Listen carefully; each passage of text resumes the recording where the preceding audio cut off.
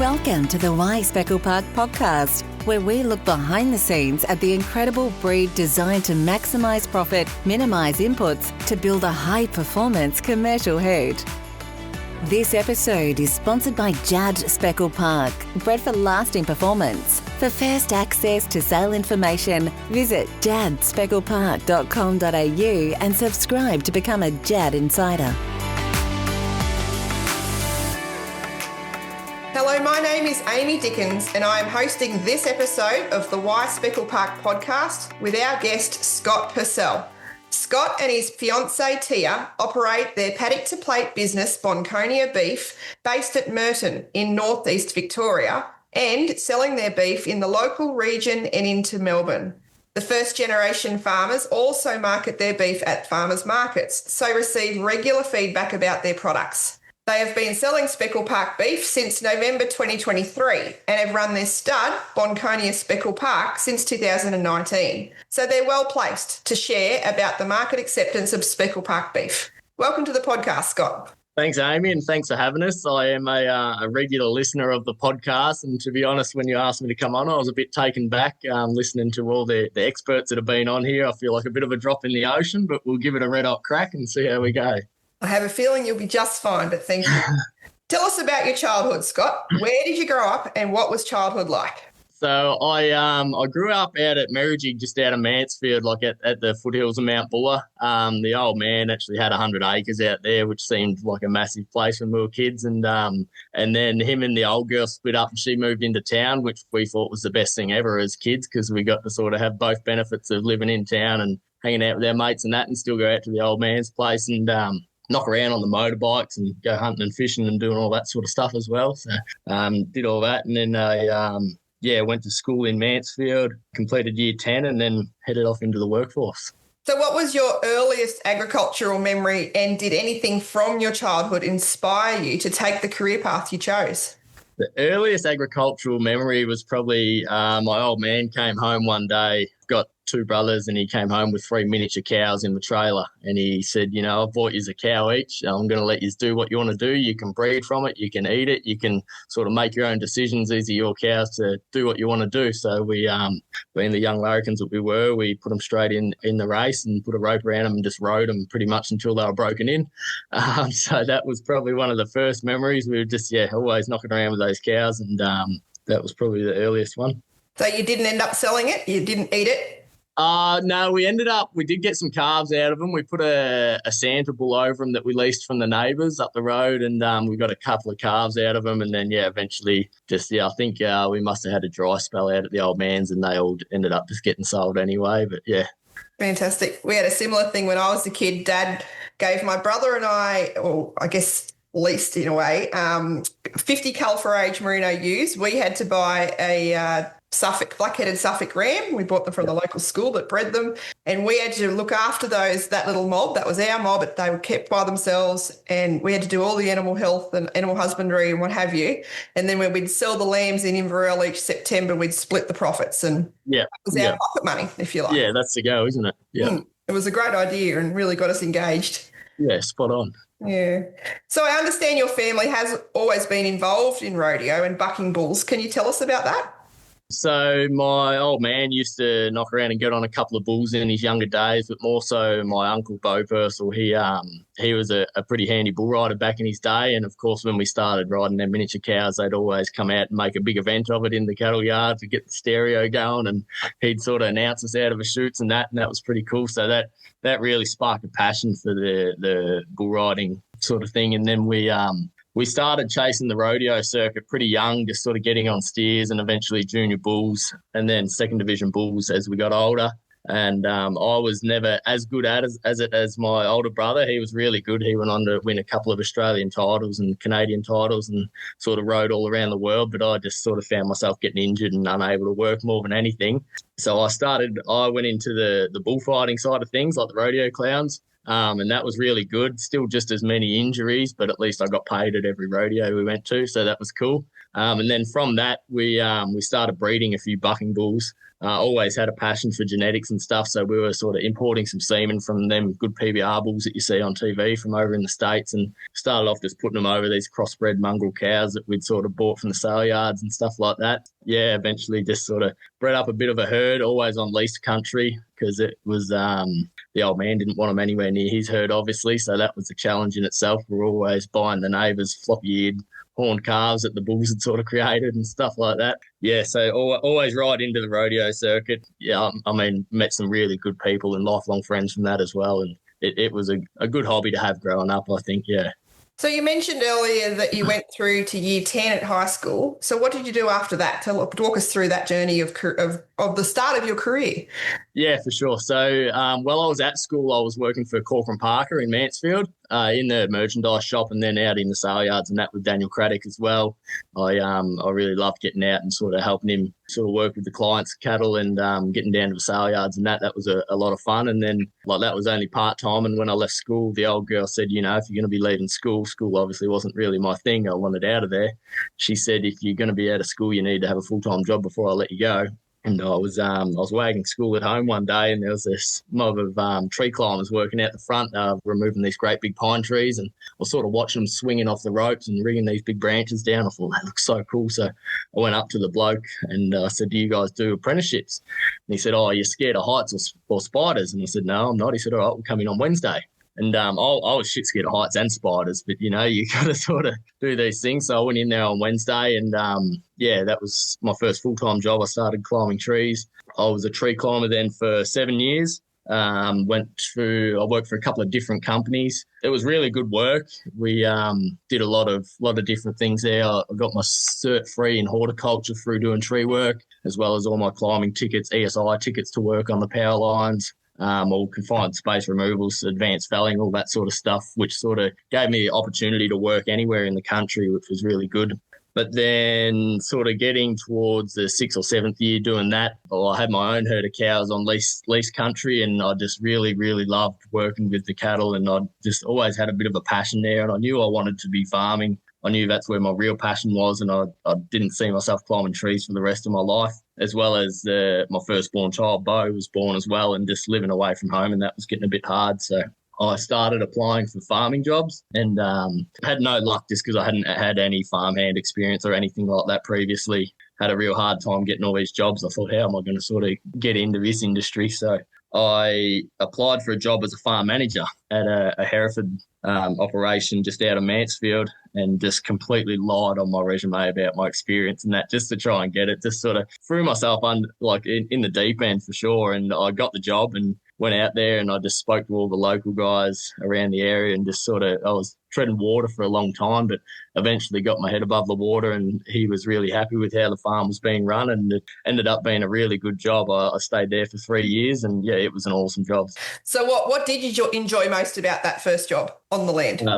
On the land, so that I really enjoyed just the I guess the animal husbandry. Like, it was a cow calf operation, so he was running about 500 Hereford cows. I loved calving time. It was an autumn calving operation, and just calving time was awesome. I loved just being out on the land every day. You're doing something different every day. And just like I said before, talking to all the neighbours and just sort of communicating with the Mansfield farming people, it was, I loved it. I just loved it to death. It was a really cool job.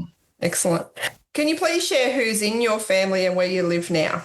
Yeah, so there's myself and my fiancée, Tia, and then we've got two little boys, Bo and Tucker. And then, the old man still lives out at Merrijig, which is only half hour down the road. And then Tia's family lives 10 minutes up the road, which is real handy for us. And then the old girl lives down in Albury now as well. So, how and when did you first come across the Speckle Park breed?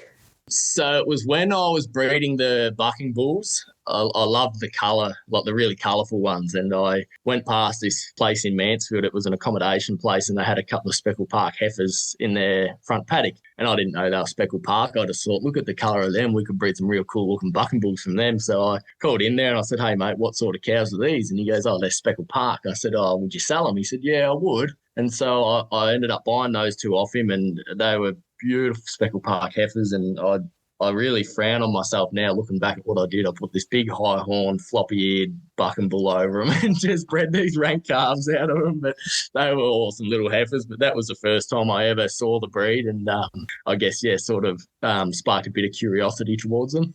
So what inspired you to start Bonkonia Speckle Park Stud in 2019? So the bucking bulls were getting pretty hard to run on leased country as well as the workload was getting more. I was working quite a lot of hours and I wasn't getting enough time to spend with the bucking bulls.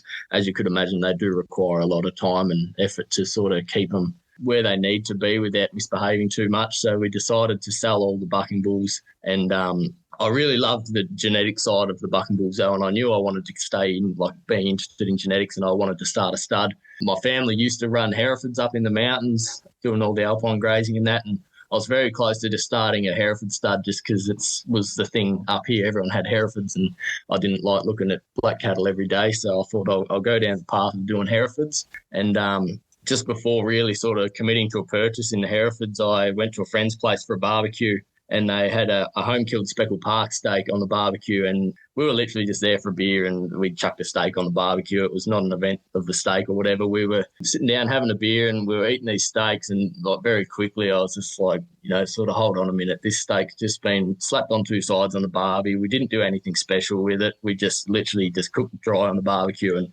it was hands down probably the best steak I'd ever had. And I'd eaten a lot of steaks. I love steaks. I was always a real steak advocate. And I was like, hang on a minute, boys. Like, can we just appreciate this steak for a minute? Like, what is this? Tell me about it. This is awesome. So after that day, obviously, I started researching more and more into the speckles, and I saw a lot online about their meat attributes and that, and I thought, you know what, we'll give the speckles a crack, something different, and it went from there.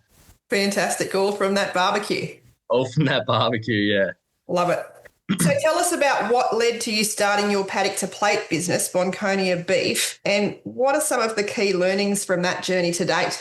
We're, I guess, a little bit different in the way we eat at home. We try and sort of really monitor what we eat. We only eat sort of like vegetables grown at home and beef grown at home and that sort of thing. So we like knowing exactly what had gone into it and that. So we were processing steers for ourselves like once or twice a year, and just like the quality that we were eating just from a home-killed steer, I just knew it had to be shared. Like, it was too good just to keep to yourself. So we decided to look into how to get around prime safe and selling it legally and stuff like that, and thought, you know what, let's give it a crack. We're in the right area for a paddock-to-plate business to thrive down here in Mansfield. Gave it a crack and went from there. What traits do you look for when selecting Speckle Park animals to sell through the beef brand? So we were just killing our own steers and like our early cull bulls at the start, and then we only run a small herd here, so very quickly we used all of our cattle and had to start buying in some cattle. So when we were buying in, like the bottom line was they had to be at least 50% speckled, so bred by a purebred bull. Other than that, we have a bit of our own theory, and I'm not sure if there's any science to it or not, but we go for non-myostatin carrying bulls. We've killed steers by myostatin carrying bulls here that have come out awesome, but we have killed some that haven't.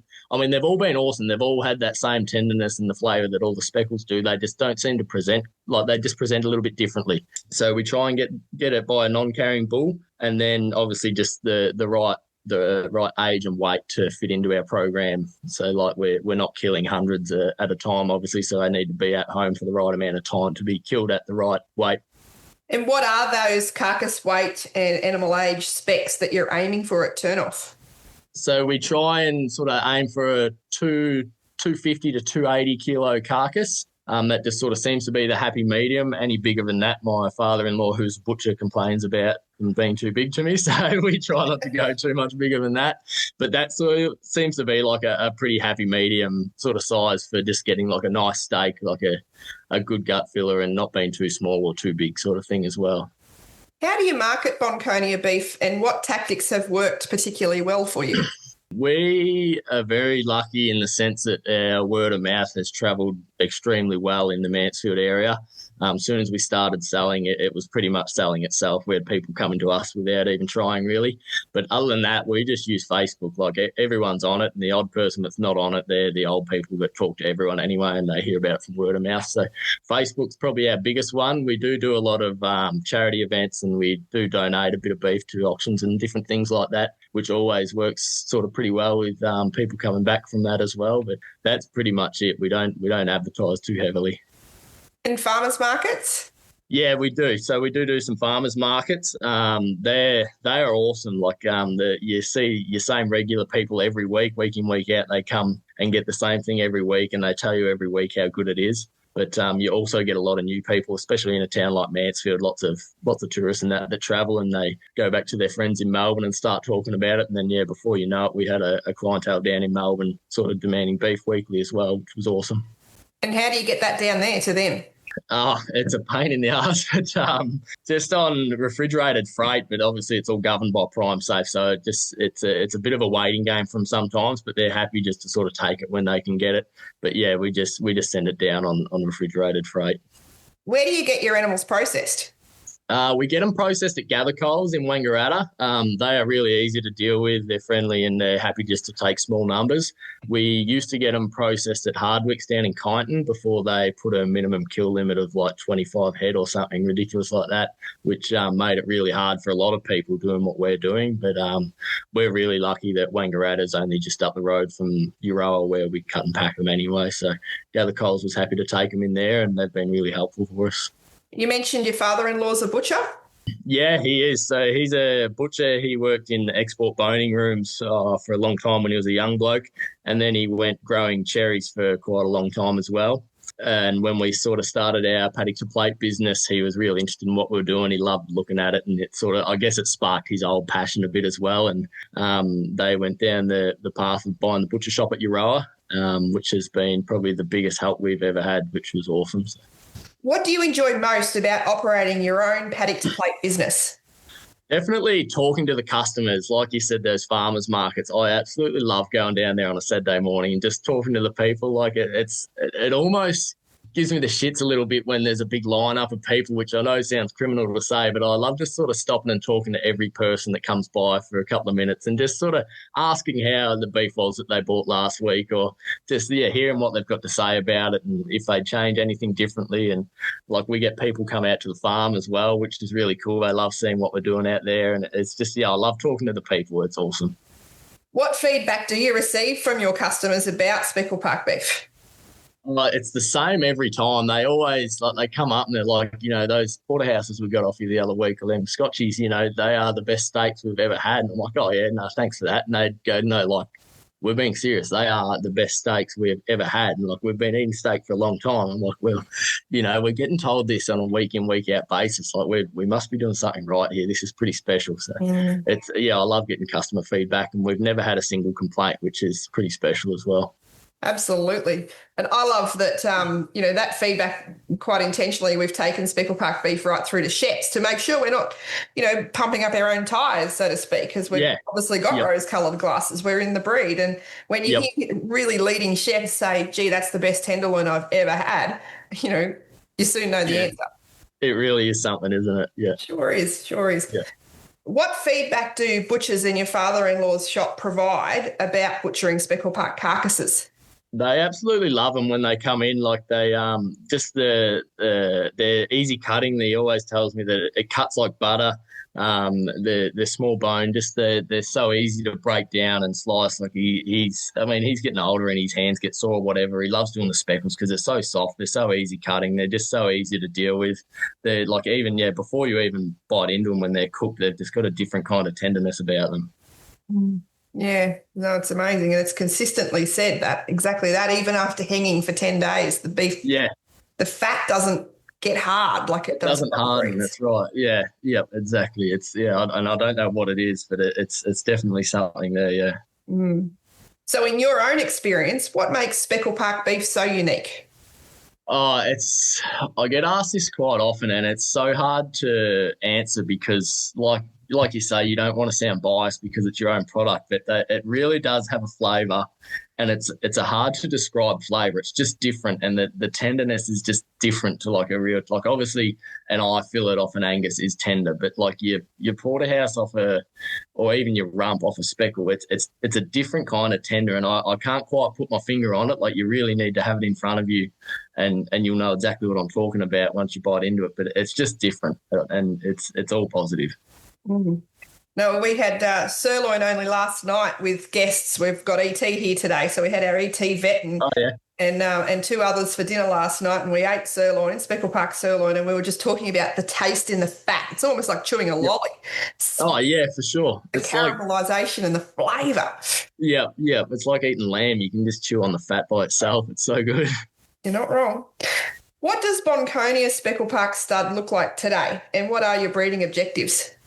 So our stud has gotten smaller, even though it wasn't like we didn't have a big stud to start with. We didn't run a lot of cows, but our stud's definitely gotten smaller since we've started the beef program, just because the beef job's going so well for us. So we cull very hard. Like we're very hard on our animals.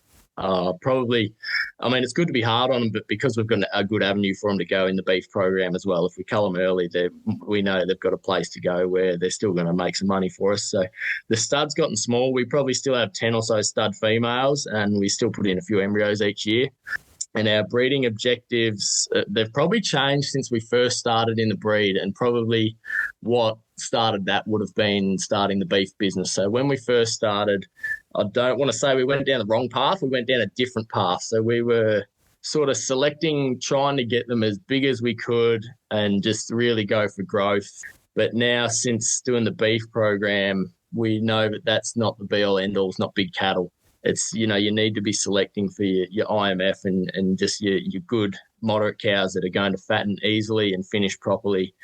I think that's a comment that could be echoed and learned from across the beef industry. 100%, yeah. And everyone has their own breeding objectives and their own end goals for their own herd, but I think it needs to be, how do I say, like you do need to put an emphasis on the end product. Doesn't matter what you're going for. Like I spoke to a guy just the other day and he goes, I get paid per kilo. What do I want to select for IMF? But, if you're looking long term, you're probably going to get paid on IMF, and you're not doing yourself any favours by not selecting for it. 100%. What has been the most influential Speckle Park sire used to date at Bonkonia Speckle Park, and why? We're probably still looking for the one, but we have experience with some different sires we've only got a small herd and we've only been breeding for a short amount of time, but in our stud, we found Stands Alone he worked really well for breeding females. We didn't have a lot of luck with these bulls, but his females were exceptional. Commercially, it wasn't one of our bulls, and I can't even tell you the name of the bull, but he was a son of Yogi-Go's Redneck. We bought some heifers off one of our neighbours up the road, and he had a son of Yogi-Go's Redneck. And we bought 15 of those heifers, and they were just that consistent. Every single one that we put the whole lot through our beef program, and they just cut up so beautifully. And he obviously was a really good bull. I'm not sure if he's still got him or not, but... You and Tia travelled to Canada in 2022 and selected new Speckle Park genetics to infuse into your herd. What were some key learnings from making that trip to Canada to inspect potential dams and sires in the flesh? We spent too much money. No, that trip was awesome. It really was something. We went over there. We hired a little minivan and we went and travelled the Rocky Mountains and just slept in the forest on the lakes and the rivers for a week, which was awesome. And then we headed out into the farmland after that, and we visited 9 different studs. And honestly, the people over there were so welcoming. The hospitality was incredible. They were just the nicest people we'd ever met. They were more than happy just to spend as much time as you wanted going around their herd or whatever. And we didn't plan to stay with any of them, but I think we ended up spending at least a night with every one of them. They were just so they're so insistent that you must stay with us and have supper with us and just be our guests. They're so happy to have you. So they were such lovely people, and their cattle were.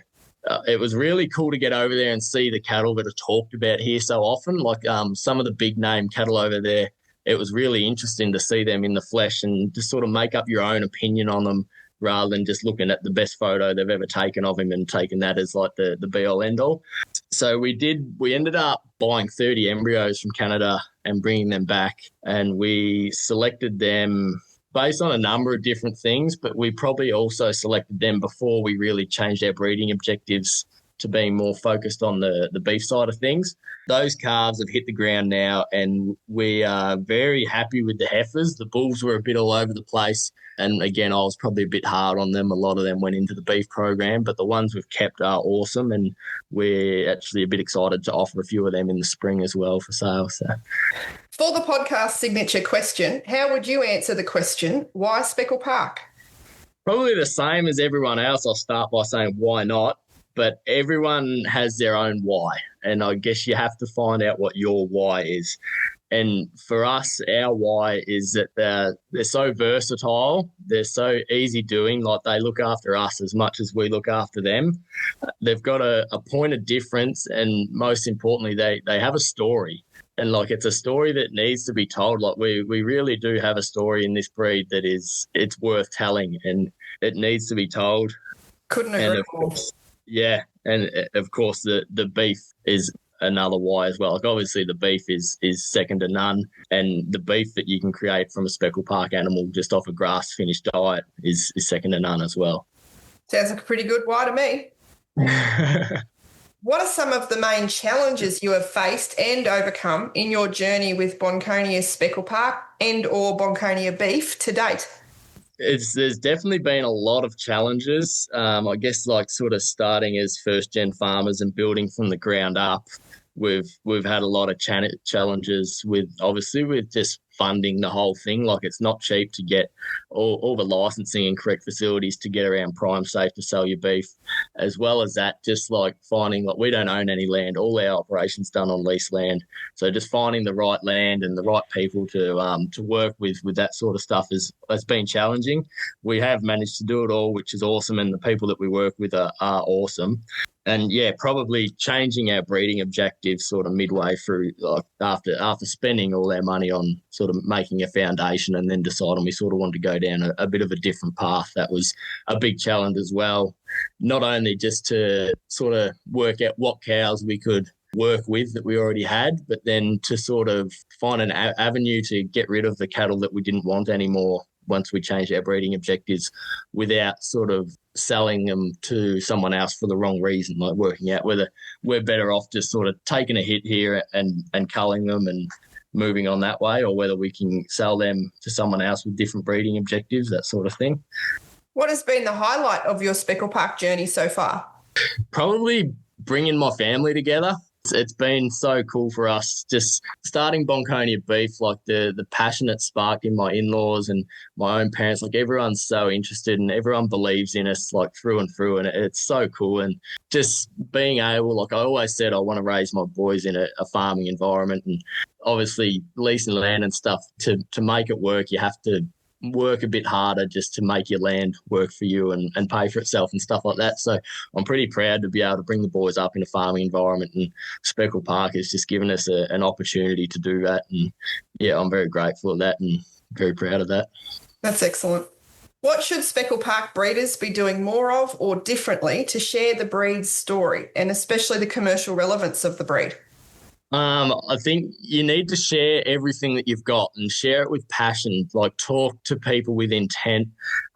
Share your good stories, share your bad stories as well. Like sharing bad stories has worked really well for us in the past. Like we've had stud cows that have like we had to get the vets out one day for a stud cow for a cesarean, and the calf come out, I think it was like 76 kilos or something. Like it was terrible. And this vet's sort of gone off to someone and said, one of Scotty's stud cows had this 70 kilo calf or whatever. And someone rang me, I heard you had a big calf out of your big stud cow. I said, yeah, we have. But, obviously it's okay and the cow's okay. We're going to breed her back differently, and we are focusing on this. The calf's been culled, and we're really putting an emphasis on, low birth weight, and this is how we're going about it, and this is what we're going to do in the future. 6 months' time, that same bloke rings me and goes, oh, remember what you're saying about how you're focusing on, getting your low birth weight calves out for your heifers and stuff like that, and I've got this mob of heifers here. Have you got a bull that might suit them? Straight away, I was like, there you go. We've made a positive out of a negative there pretty fast. But it's only a mistake if you don't learn and make change, isn't it? That's exactly right.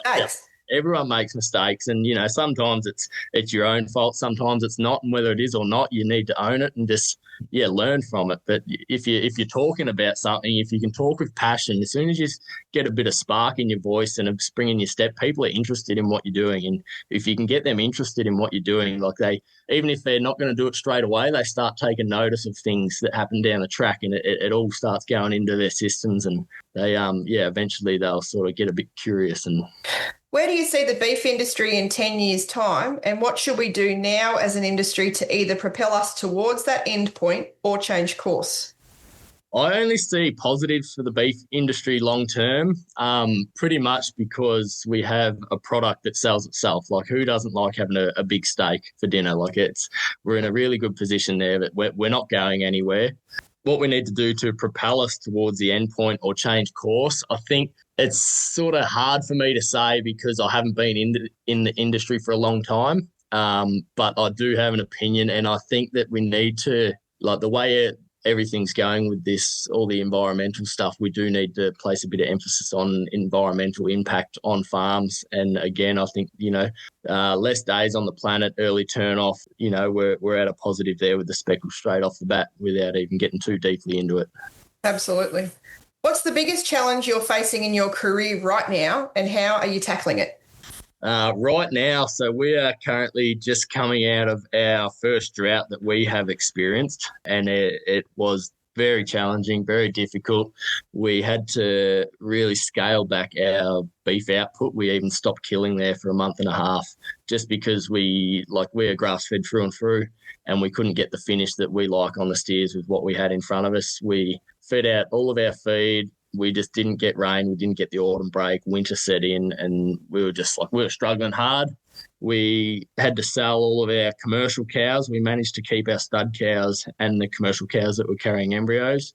And then we kept the steers on we were sort of really umming and ahhing whether to sell the steers and buy them back once things got a bit better. But we've managed to come through. And like I said to you just before, we've put some steers on a crop this week, which has been a breath of fresh air. But it was definitely tough there for a little while, especially when there's so much demand and people really asking like how we're going and that.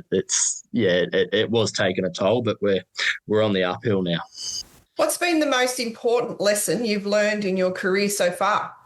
It's all a journey. So it's easy to get caught up with what you're trying to do. And it's really good to make a lot of money and do all these things, but you got to remember why you're doing it. And like I said before, we're doing it to bring the boys up properly. And I think you need to be honest in everything you do. Like, honesty is key. Like I said before, if you do something wrong, own it. If you do something good, own it. Just be honest with what you're doing, sell your product honestly, and the rest will sort itself out. Who has been your most important professional mentor?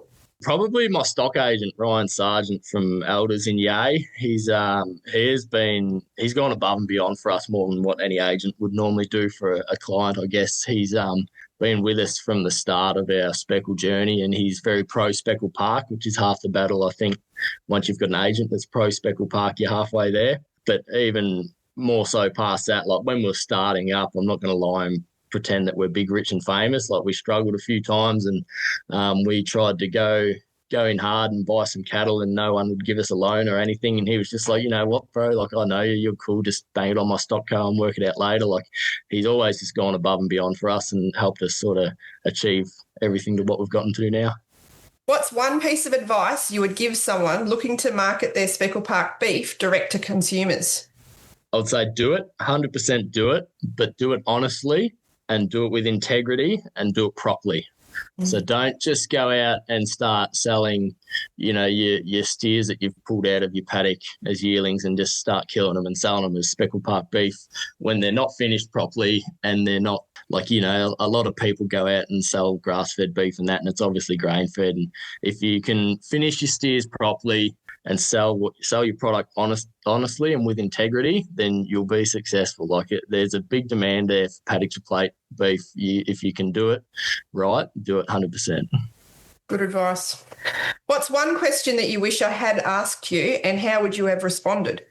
I guess, why am I doing it? And I don't really know the answer, but again, you're on the journey and you're doing it now. And like I said before, we've got people that believe in us probably more than we believe in ourselves some days. And it's like it really does give you a kick along sometimes if you're getting down in the dumps or whatever, especially like the last couple of months.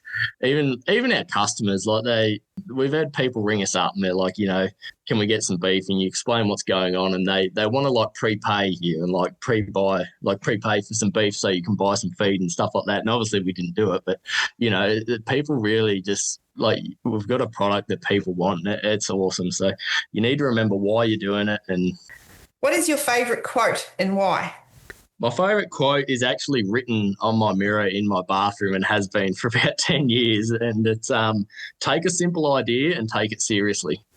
And I think that works really well, especially with everything that we're doing now. Like, let's sell our own beef. It's a simple idea. So let's take it seriously and do it. And I think, it's a quote that can be applied anywhere. Take a simple idea and take it seriously. Love it. Well done.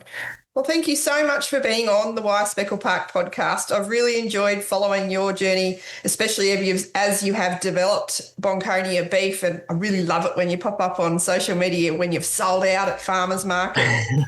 It's excellent. It's just been an absolute thrill to watch, and I wish you all the best going forward. No, thanks, Amy. And again, thanks for having us. And I hope I haven't jittered and started too much doing this. But I also want to say thanks to you and Justin for everything that you guys do. And just let you know that it definitely doesn't go unnoticed, everything that you guys do behind the scenes. I know you put a lot of time and effort of your own time just into marketing the speckles. And I think everyone in the breed appreciates it a lot. Thank you very much.